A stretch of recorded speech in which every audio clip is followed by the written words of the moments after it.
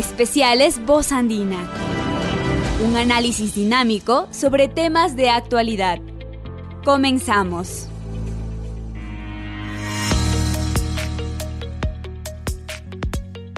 Un cordial saludo a audiencia de Voz Andina Internacional. Hoy estamos con un programa especial en esta emisora y que estamos transmitiendo este programa en este 24 de mayo, fecha histórica para el Ecuador en el que estamos celebrando, conmemorando y también, sí, claro, es un motivo de fiesta también, la independencia, los 200 años de la independencia ecuatoriana. Y hoy contamos con una destacada figura internacional del ámbito de la historia, la investigación, los estudios. Está con nosotros aquí en nuestra cabina biblioteca Bernard Lavallee, un francés que ha sido profesor de civilización hispanoamericana colonial en la Universidad de la Sorbona, París, y dedicado al estudio de los efectos de la colonización en las sociedades latinoamericanas, y que está participando en uno de los eventos cumbres que ha preparado la Universidad Andina Simón Bolívar por este bicentenario, que es las independencias de la región andina 200 años después. En este evento, Bernard Lavallee está proporcionándonos unas ideas, unas reflexiones sobre un tema por demás interesante como es la coreografía y prelación del criollismo militante al ideario de la independencia.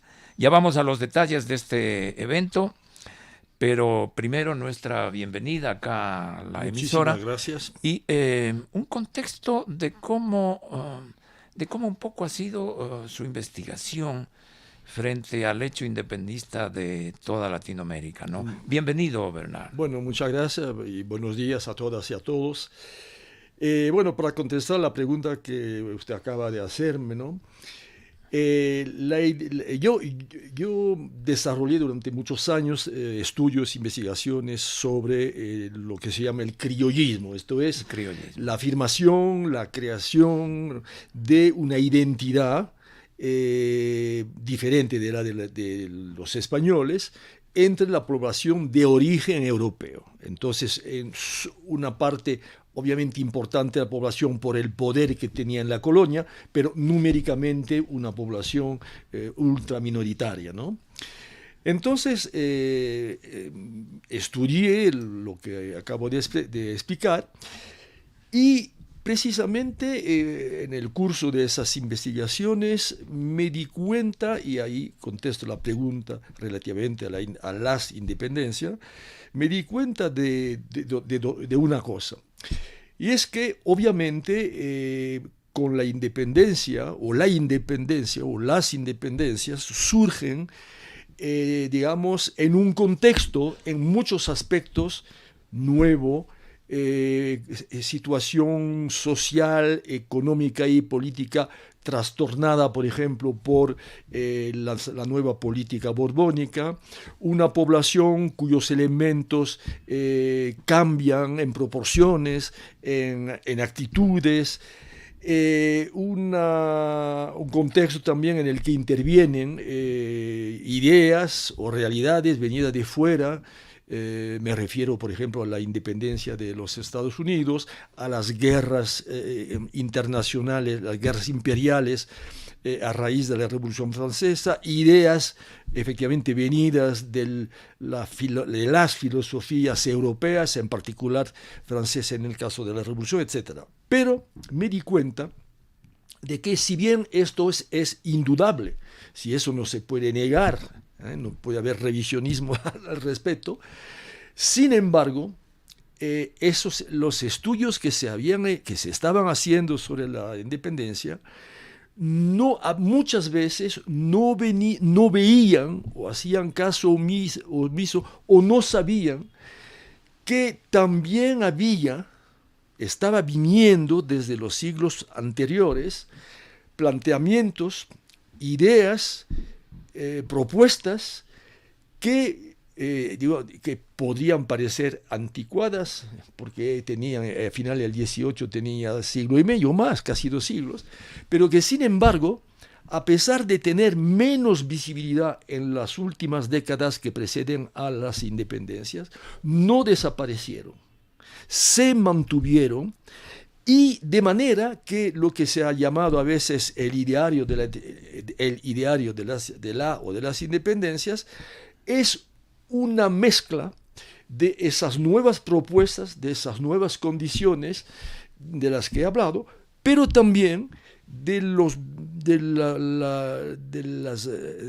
ideario de los criollos del siglo XVII, que más o menos, puesto al día, vino a confluir con las novedades de las que estábamos hablando.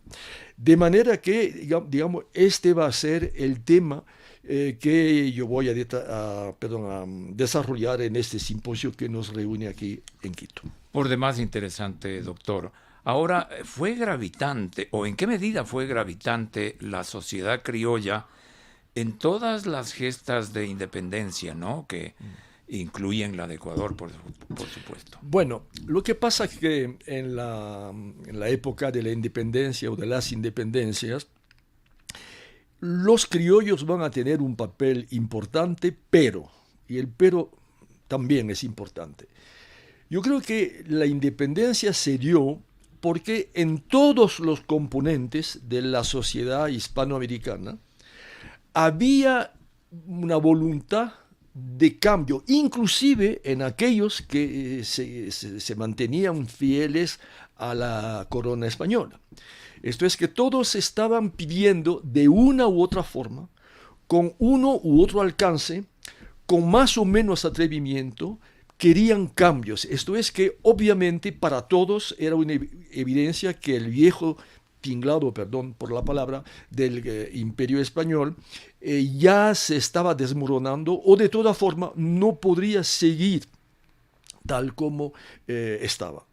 Y dentro de esas propuestas muy diversas, la propuesta criolla se mantiene y no pierde el norte. Esto es que ella, desde los inicios, está en una situación de confrontación con la corona. Los criollos consideran que estos países son de ellos, de manera excluyente, evidentemente, y les parece que la corona española, en estos países que son de ellos, de los criollos, la corona española los frustra, cercena los espacios de poder, o de poder político o de poder económico, y entonces lo que ellos quieren es abrirse este espacio. Y el problema de los criollos en esa época tan compleja y movida de la independencia es que ellos quieren aprovecharse de esa coyuntura para, por fin, alcanzar la meta que siempre ha sido de ellos. Esto es, aprovechar de todos los aspectos, de lo que proporciona el poder, sin tener que que pasar por la ley del Estado español, que consideran como lesiva para sus intereses. Y entonces ahí surge un problema subyacente, y que va a ser importante, más importante aún cuando ya se concreta la independencia. Esto es que en el fondo, cuando se concreta, la independencia, aparece algo, y ese algo es que la corona española no es que protegiera a los indios, a los esclavos, a los mestizos, pero sí ponía límites a su explotación. Y entonces, y no lo hacía por grandeza de ánimo, lo hacía por razones económicas, para mantener en activo y eficaz y efectivo el conjunto socioeconómico. Y entonces el problema que se va a plantear, vuelvo a lo que estaba diciendo, es que con la independencia se pone de manera muy evidente el problema de corte con España, sí, casi todos están de acuerdo para eso. Pero ¿qué hacemos después? Entonces, independencia, corte con la metrópoli, sí. Descolonización, punto de interrogación. Y ahí está el problema, porque efectivamente las clases subordinadas están pidiendo, están exigiendo, están pensando que se va a acabar con las normas tan opresivas de la colonización, cuando las minorías criollas piensan que precisamente la independencia va a ser la oportunidad para ellas de por fin de poder mandar en estos países sin tocar nada del sistema colonial y diría inclusive haciendo ahora caso omiso de los límites que el sistema español ponía a esta explotación. Ahora, de esta conceptualización del criollismo, deriva históricamente lo que luego conocemos como la república, ¿no? El sistema republicano. ¿Se demoraron mucho en llegar a esta conclusión? Bueno, efectivamente, ahí cada país tuvo su historia, la historia no es la misma para los diferentes países latinoamericanos o andinos, pero yo creo que en el fondo la historia latinoamericana puede ser considerada como, primero, la de las repúblicas, las flamantes repúblicas del siglo XIX, que según los países, según las épocas, fueron más o menos criollas en el sentido de que decíamos. Y después, efectivamente, yo creo que la otra época, que empieza, digamos, alrededor de final del siglo XIX, aquí en el Ecuador es muy visible, va a ser precisamente una época en que ya no se maneja la república como se había manejado en el medio siglo anterior, sino que va a ser una lucha precisamente para llegar a un Estado que no corresponda, que no obedezca, que deje de obedecer a las normas en el fondo heredadas de la época colonial. Y en todos estos países andinos la historia va a ser en esa pugna entre aquellos que son, bueno, conservadores y los que quieren otro tipo de sociedad y también de nación. Esto es, unos estados que involucren de manera positiva y activa a todos sus componentes, sobre todo incluidos y sobre todo a aquellos que hasta la fecha habían estado supeditados al sistema del pasado. En la actualidad, sobre todo acá en Ecuador, se están, digamos, desempolvando los hechos de participación de algunos grupos sociales en el periodo independentista, ¿no? Como son las mujeres, los esclavos, los propios indígenas que participaron en los ejércitos y los religiosos inclusive. ¿A estos grupos y su accionar se los debe también incrustar en lo que es el criollismo?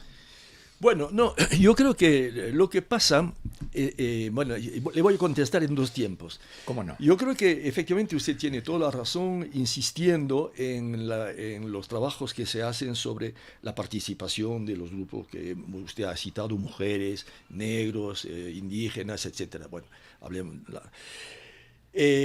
Esto muestra una realidad fundamental, de doble cara. Como decía hace un momento, en aquellos tiempos todos querían que cambiase la situación, todos. Lo que pasa es que para conseguirlo, esto es para cortar con España, perdón, era bien difícil. Entonces, las élites criollas se apoderaron de todos esos grupos como carne de cañón. Digamos, es una expresión global que no es valedera, por ejemplo, para las mujeres, pero en fin, los utilizaron, los manipularon. Y cuando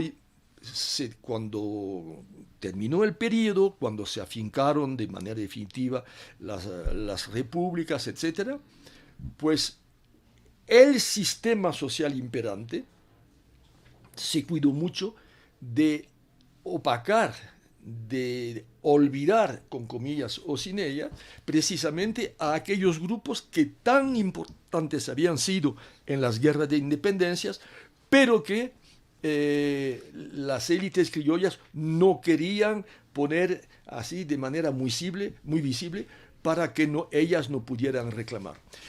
Yo creo que efectivamente, y eso es la segunda parte de mi respuesta, yo creo que la participación de esos grupos durante mucho tiempo olvidados ha sido fundamental. Y precisamente uno de los méritos de los trabajos que llevan las generaciones recientes de historiadores es importante porque muestran la multiplicidad de la realidad y el aspecto casi polifacético de las sociedades, la sociedad hispanoamericana en el tránsito entre la colonia y las repúblicas. Y efectivamente, lo que vemos hoy es que ese tránsito fue mucho más complejo de lo que se dijo. Y sobre todo, más complejo, pero sobre todo, que tuvo actores mucho más diversos y efectivos de lo que hasta ahora se creía. Muy bien, doctor. Estamos en un diálogo con Bernard Lavallee, francés, experto en los temas de la época colonial hispanoamericana. Quiero destacar algunos de sus libros, que es lo que tenemos a mano: Promesas ambiguas, ensayos sobre el criollismo en los Andes, La América Española de Colón a Bolívar, Francisco Pizarro y la conquista del Imperio Inca, Bartolomé de las Casas, Entre la Espada y la Cruz, y además él ha dirigido varias obras colectivas, entre las que destaca Transgresiones y Estrategias del Mestizaje en América Colonial. Una gran personalidad aquí en nuestra cabina. Y vamos a las dos últimas preguntas. Esta ideología que generó el criollismo se destaca de alguna manera en la historia latinoamericana en la gesta libertaria ya concreta del Ecuador. Bueno, el Ecuador, el caso del Ecuador es bien interesante porque el Ecuador es un elemento del conjunto andino, que va desde Nueva Granada hasta el sur de la actual Bolivia, y efectivamente durante toda la época colonial el caso del Ecuador, que no existía, de Quito, el caso de Quito y la audiencia es muy interesante porque es una sociedad que en muchísimos aspectos, casi todos, se parece a la de otras zonas comparables del mundo andino. Quiere decir, por ejemplo, que Quito no se puede comparar con Lima, pero sí se puede comparar con Cusco, se puede comparar con La Paz, se puede comparar con otras capitales andinas como Cajamarca, etc.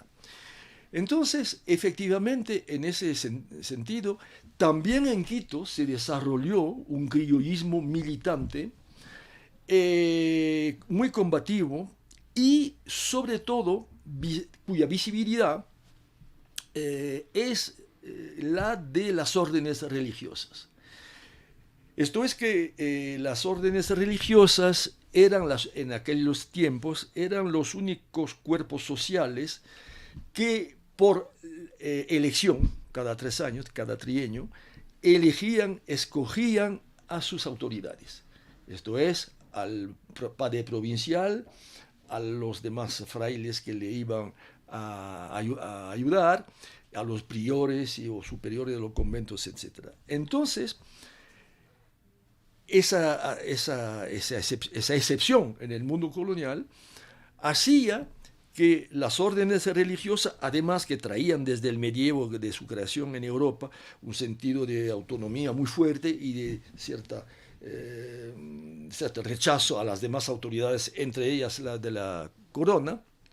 Entonces, eso hizo que cuando los criollos empezaron a ser más numerosos y luego más numerosos que los españoles, pues exigieron no es que exigieron, sino que por el sistema electivo del que estaba hablando, pues fueron elegidos a las funciones de provinciales, agustinos, franciscanos, dominicos, mercedarios, no jesuitas, porque los jesuitas todo venía de Roma, como el ejército. Bueno, entonces, Quito fue, desde este punto de vista, un laboratorio muy interesante, porque a raíz de esas elecciones hubo aquí en aquel entonces provincia del Virreinato toda una serie de, bueno, yo diría, si me permite usted la expresión, de motines conventuales que muestran cómo efectivamente el criollismo de la época, estoy hablando del siglo XVII, cómo ese criollismo era arraigado, cómo ese criollismo era fuerte, cómo ese criollismo estaba dispuesto a jugársela para conseguir lo que querían. ¿Por qué? Pues porque sencillamente la corona encontró un truco que ya existía en Europa, pero lo utilizó aquí, que consistía en exigir que una de cada 2 veces el provincial fuera criollo y el provincial fuera español. Entonces, claro, como usted entenderá, ese sistema que existía, he dicho, en Europa era valedero en las provincias en que los 2 grupos más o menos eran iguales, y entonces eso permitía que no hubiera problema.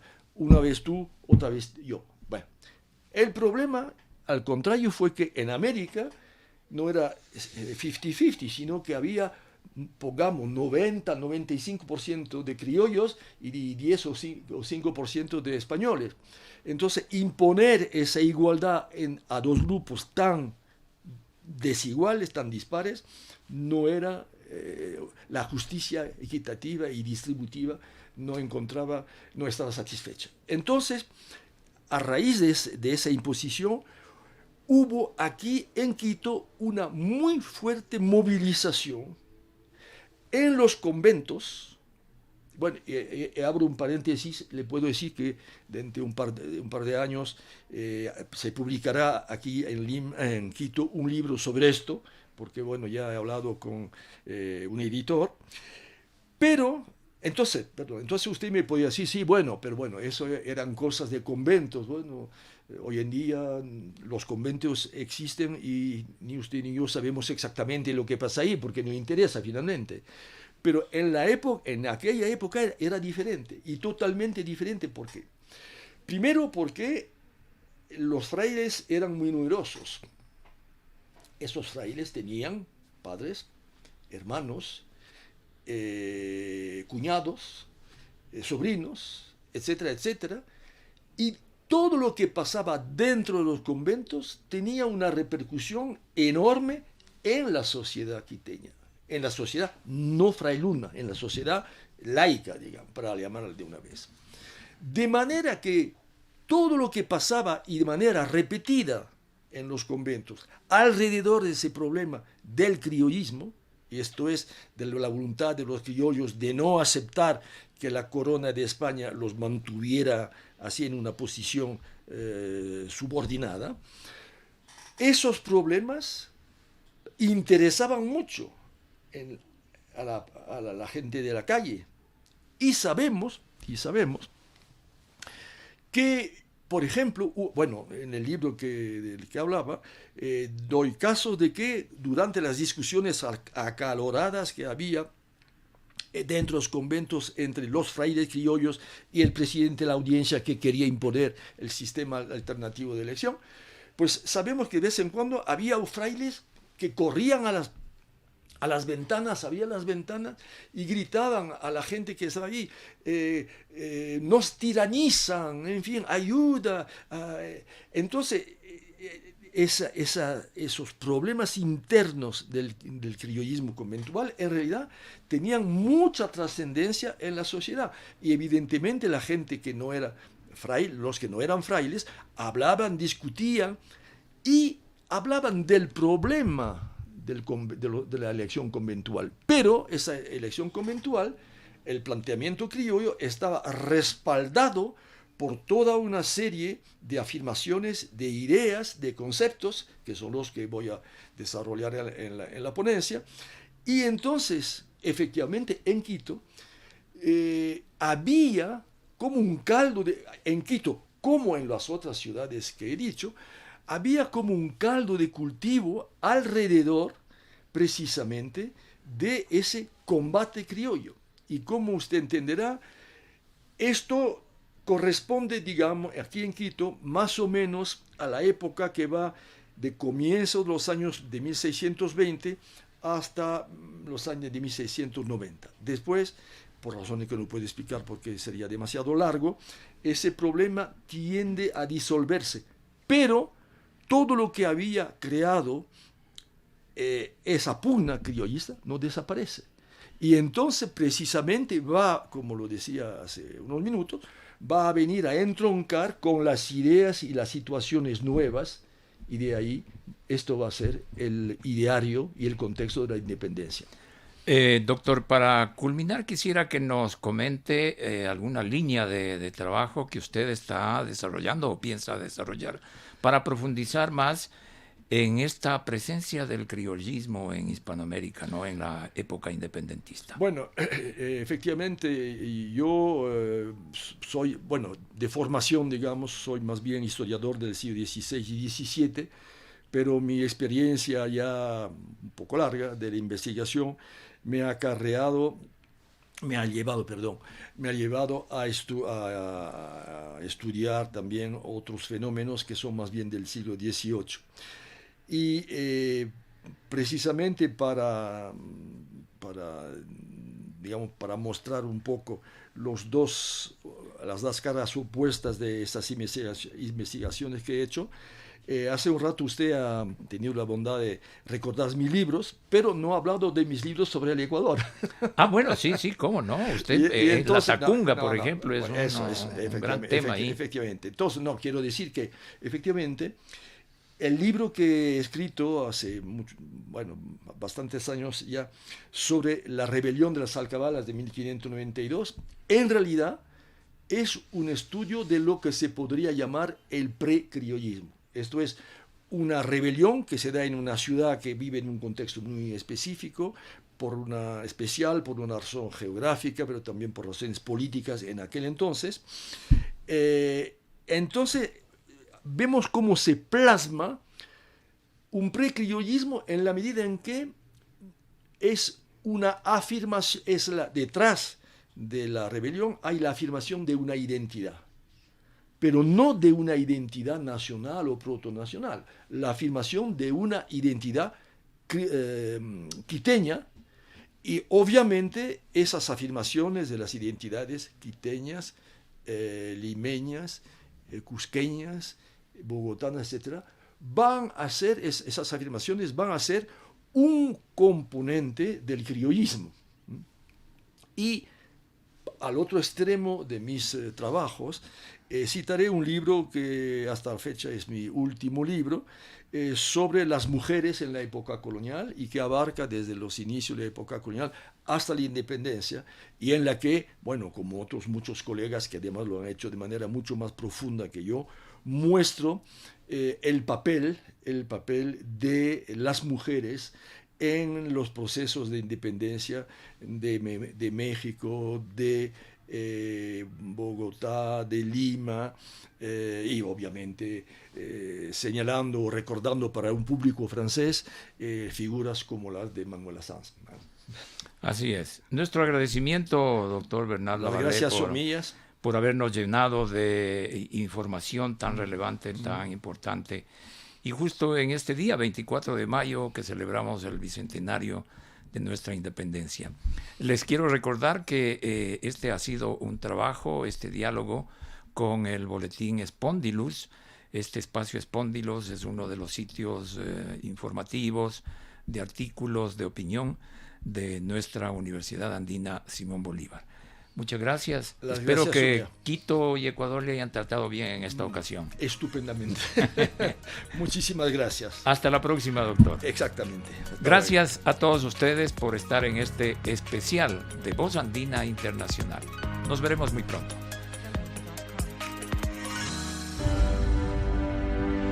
Este fue un diálogo oportuno. Especiales Voz Andina. Les esperamos en una próxima entrega.